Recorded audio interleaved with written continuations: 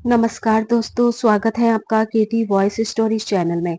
हमारी आज की कहानी है बुजुर्गों का कठोर निर्णय।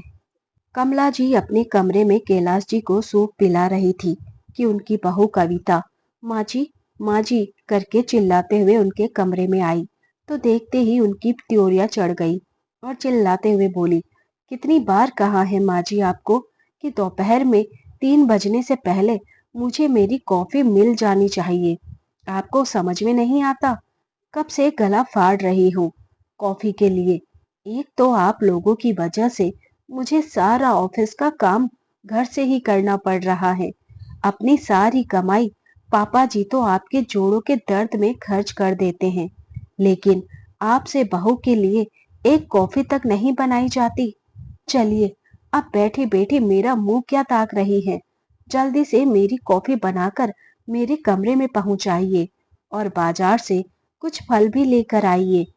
कमला जी बहू से नम स्वर में बोली, बस 10 मिनट में आती हूँ बेटा। तुम्हारे ससुर जी को यह सूप पिला दूं? सुबह से उन्होंने कुछ नहीं खाया है। माँ जी, आपकी हिम्मत कैसे हुई मेरी बात बीच में काटने की? मैं इस घर की मालकिन हूँ। यहाँ जो मैं कहूंगी वही आपको करना पड़ेगा। भूलिए मत, इस घर में आपकी औकात बस नौकरों जितनी है। आप यहाँ हमारे टुकड़ों पर पलती हैं। इतना कहकर कमला जी के हाथ से कविता ने सूप का बाउल छीन लिया। अब जाइए, पहले मेरी कॉफी बनाकर लाइए, उसके बाद यह सूप मिलेगा। नहीं तो मरने दो बुड्ढे को भूखा। कमला जी कविता के आगे हाथ जोड़कर बोली, बहू ऐसा मत करो। बस 5 मिनट ही लगेंगे मुझे उन्हें सूप पिलाने में। सुनाई नहीं देता क्या आपको? आप जाती हैं या मैं सूप को बाहर नाली में फेंक दूं? नहीं बहू, मैं जाती हूँ। कमला जी लगभग गिड़गिड़ाते हुए कॉफी बनाने के लिए चल दी। कॉफी बनाकर बहू के कमरे में जल्दी देने के लिए गई तो बहू ने हाथ में 500 रुपए और फलों का थैला पकड़ा दिया। जाइए, पहले फल लेकर आइए, फिर शाम को मार्केट में ज्यादा भीड़ हो जाती है। कमला जी बोली, मुझे अभी तुम्हारे ससुर जी को सूप भी पिलाना है। सूप सूप सूप, दिमाग खराब करके रखा है आप लोगों ने। उम्र भर बूढ़े की ही सेवा में लगी रहेंगी 24 घंटे, तो इस घर के काम कौन करेगा?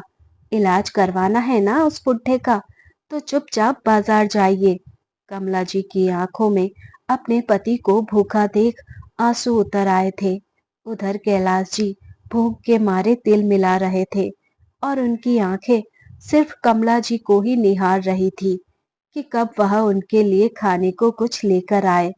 उधर कमला जी तेज धूप में तिल मिलाती हुई फल खरीद कर जल्दी से घर पहुंची तो बहू ने दरवाजे पर ही उनके हाथ से फलों का थैला छीन लिया। लाइए, मुझे दीजिए, वरना पता चला यह फल भी गायब कर देंगे। और बचे हुए पैसे दीजिए। कविता तमकते हुए बोली, बहू पैसे नहीं बचे। नहीं बचे का क्या मतलब है माँ जी? क्या इतने से फल 500 रुपए के आते हैं? दिमाग खराब हो गया है आपका, या आपकी नीयत खराब हो गई है पैसे को देखकर? बहू कुछ तो सोच समझ कर बोलो। अब क्या मैं अपने ही घर में चोरी करूंगी? कमला जी नम स्वर में बोली, अगर ऐसा है तो आपकी तलाशी करवाइए। अभी दूध का दूध और पानी का पानी हो जाएगा, क्योंकि इतना तो मुझे भी पता है कि इतने से फल 500 रुपए के तो नहीं आए होंगे। सामने लेटे अपनी कमला जी की बेबसी देखकर कैलाश जी भी अंदर से तड़प उठे।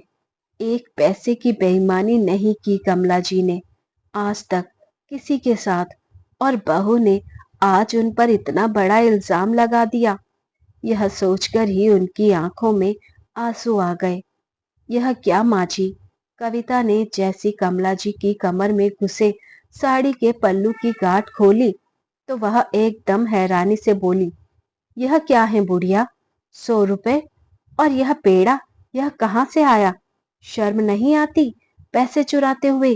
एक तो चोरी, ऊपर से सीना चोरी, और यह पेड़े की मिठाई।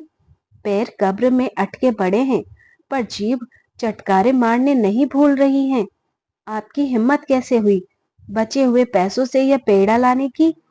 कमला जी बहू के आगे हाथ जोड़कर बोली, बहू, मैंने कोई चोरी नहीं की है। वह तुम्हारे ससुर जी का बहुत दिनों से मन कर रहा था पेड़ा खाने का। पता नहीं बेचारों के और कितने दिन बचे हैं।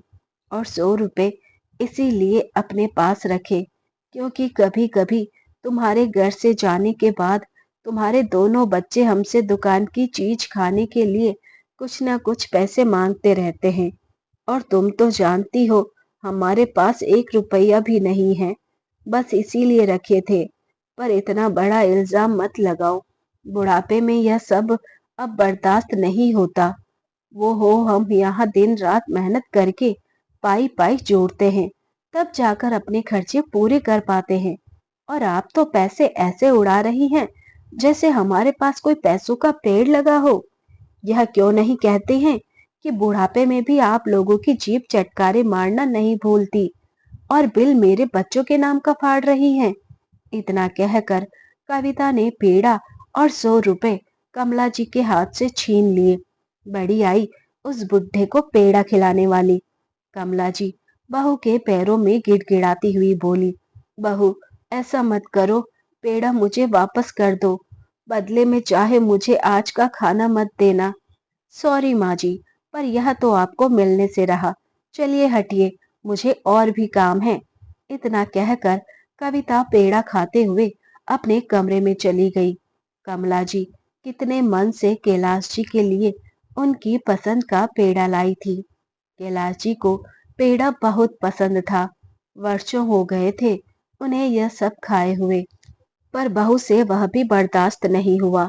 कमला जी चुपचाप अपने कमरे में चली गई और अपने पति के पास सर रखकर फूट फूट कर रोने लगी। मुझे माफ कर दीजिए, मैं आपके लिए कुछ नहीं कर पाती हूँ। कमला जी के साथ साथ कैलाश जी भी फूट फूट कर रोने लगे। कैलाश जी जब नौकरी करते थे तो अपनी छोटी सी दुकान में बहुत खुश थे। शादी के 2 साल बाद रवि हुआ था, तब तो खुशियों की ही बाहर आ गई थी। बड़े चाव से रवि को पढ़ाया लिखाया था और इस काबिल बनाया कि वह इंजीनियर की पोस्ट पर नियुक्त हो गया। शादी की उम्र हुई तो बेटे ने माँ बाप की पसंद की हुई लड़की को ठुकराकर अपनी पसंद की कविता से शादी की। कविता शादी के 1 साल बाद ही रवि को लेकर शहर में शिफ्ट हो गई थी। शादी से पहले बेटा पढ़ाई की वजह से माँ बाप से दूर रहा, और शादी के बाद माँ बाप से बहू ने दूर कर दिया। बेटे के साथ 2 पल बिताने के लिए बूढ़े माँ बाप के नसीब में नहीं थे।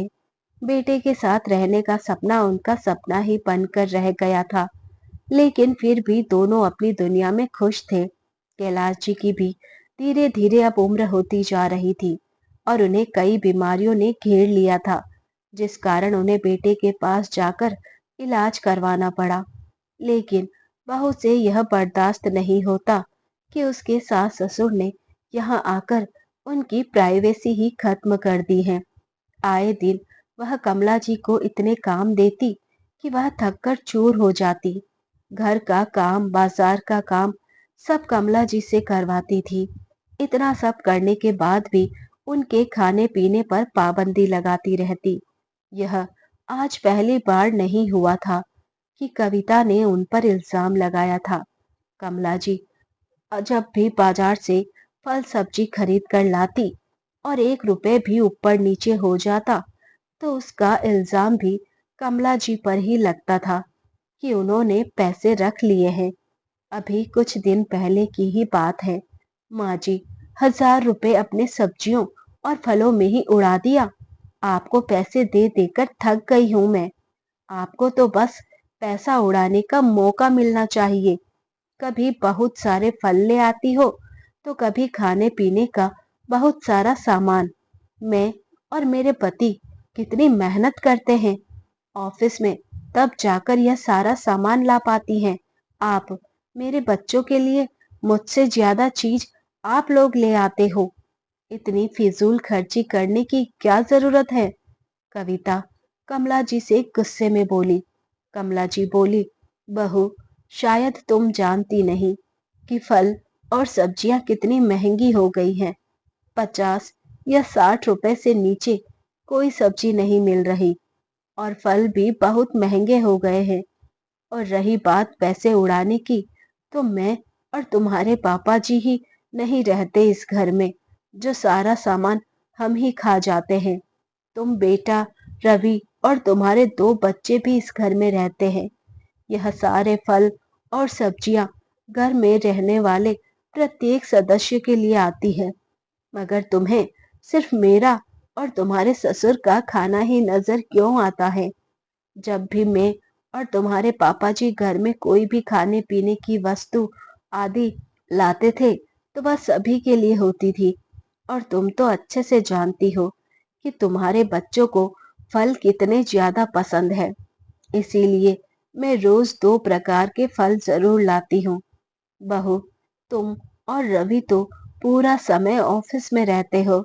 तुम्हारे बच्चों को जो भी चाहिए होता है वह मुझे और उनके दादाजी से कहते हैं। इसलिए हम उनके लिए कुछ ना कुछ लाते ही रहते हैं, जिसे तुम फिजूल खर्ची का नाम दे रही हो। बहू, वह हमारे बच्चों के लिए प्यारे हैं। कविता बोली, माँ जी, आपको मेरे बच्चों पर इतना प्यार लुटाने की कोई जरूरत नहीं है। पैसे पेड़ पर नहीं उगते हैं। बच्चे तो खाने पीने की जिद करते ही रहते हैं। इसका मतलब यह नहीं कि आप 1000 रुपए की पत्ती यूं ही मार्केट में उड़ा देंगी। और पापा जी को भी आजकल आप बहुत फल खिला रही है। अब उनकी उम्र हो चली है, इसलिए छोटी छोटी बीमारियां तो लगी ही रहेंगी। आगे से 1000 की पत्ती खर्च करने से पहले थोड़ा ध्यान दीजिएगा। वैसे भी एक काम करती हूँ, कल से मैं आपको हिसाब से पैसे दिया करूंगी, ताकि आप यूं फिजूल खर्ची ना करें। बहू के मुंह से कटु वचन सुनकर कमला जी की आंखों में आंसू आ गए। वह चुपचाप सारी सब्जियां और फल लेकर रसोई में आ गई और शाम के खाने की तैयारी में लग गई। कैलाश जी की भी तबीयत सही नहीं रहती थी, जिसकी वजह से उन्हें खाना खाने का मन ही नहीं करता था। इसीलिए कमला जी उन्हें भी फल काट कर दे दिया करती थी। कमला जी सुबह और शाम कैलाश जी को फल दिया करती।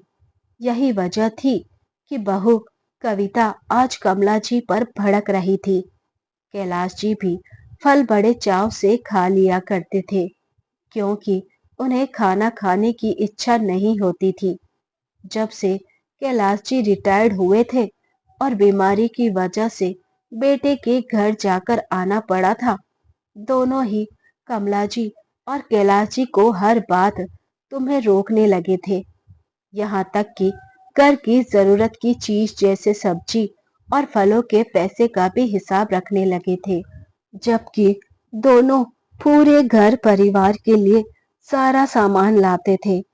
कविता खुद बच्चे और अपने लिए कभी भी पिज्जा, बर्गर जैसी अपौष्टिक चीज ऑर्डर कर देती, तब उसे फिजूल खर्ची महसूस नहीं होती। मगर सास ससुर की लाई गई पौष्टिक चीज भी कविता को फिजूल खर्ची लगती है।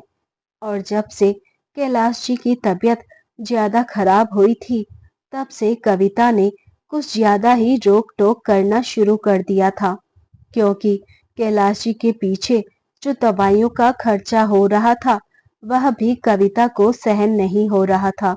कमला जी को अभी थोड़े समय पहले की बात याद आ गई, जब कैलाश जी का बड़ा मन था कि वह और कमला जी तीर्थ यात्रा पे जा रहे लोगों के साथ तीर्थ यात्रा करना जाना चाहते हैं। उनके सारे बूढ़े दोस्त अपनी पत्नियों के साथ जा रहे थे। जब घर जाकर कैलाश जी ने रवि से अपने और कमला जी की तीर्थ यात्रा में जाने के लिए पैसे मांगे, तब रवि बोला, क्या बाबूजी, एक जन के 15,000 रुपए, मतलब 30,000 में अभी आप लोगों को इतना पैसा नहीं दे पाऊंगा।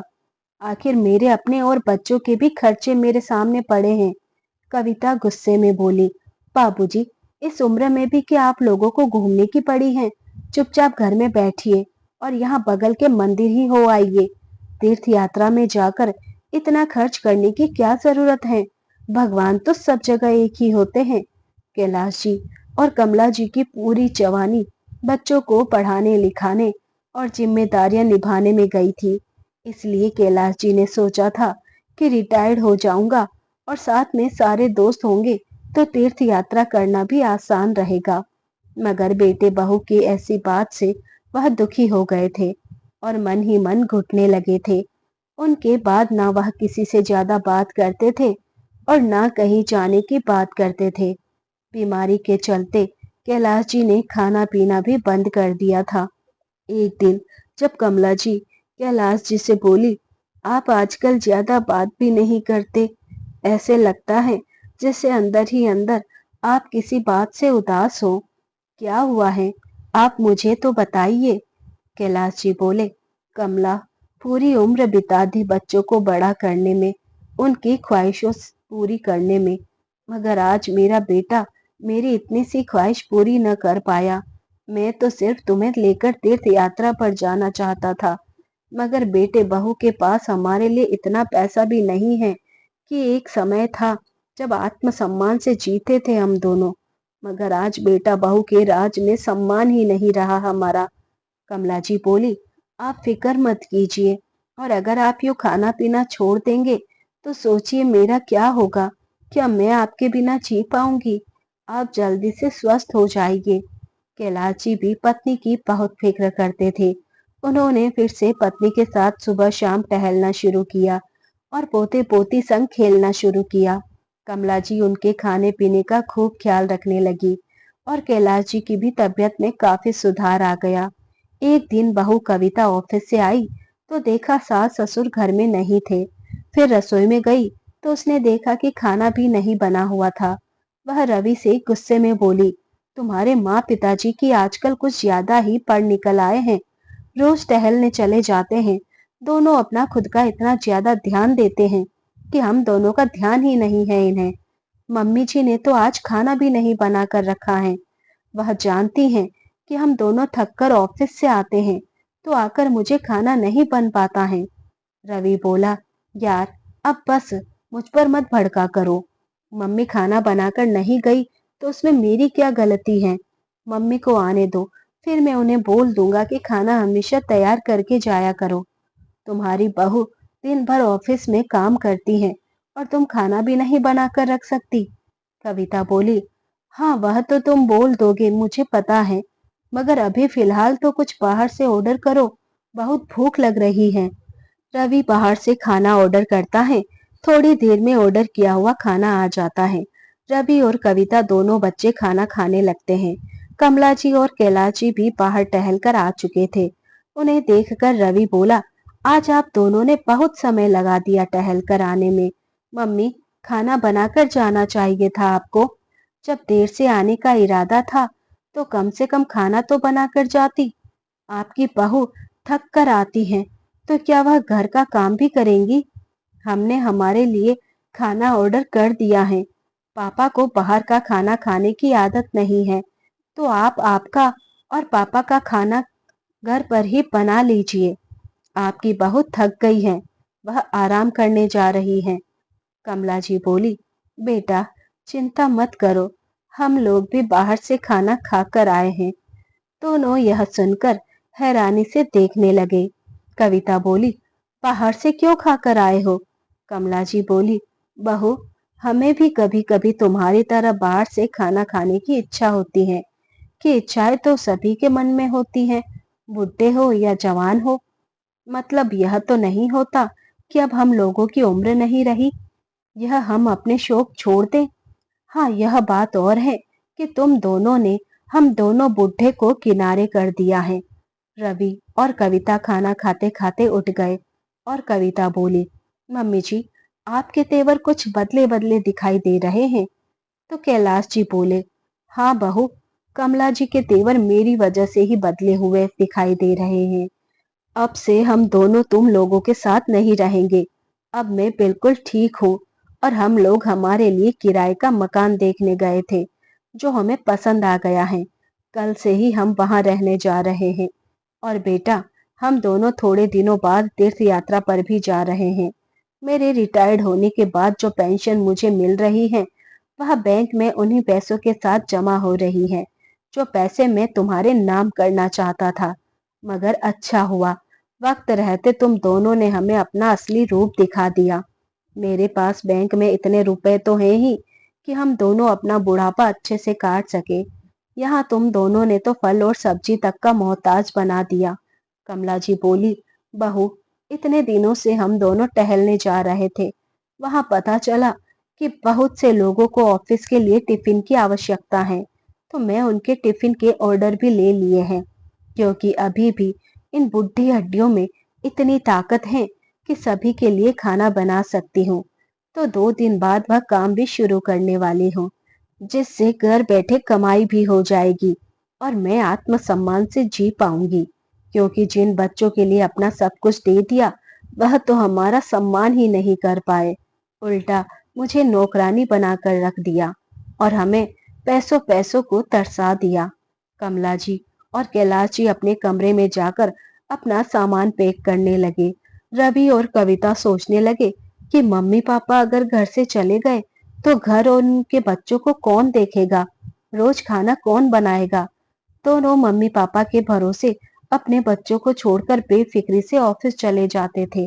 अब कविता ऑफिस कैसे जा पाएंगी। रवि और कविता उनके कमरे में उनसे माफी मांगने गए।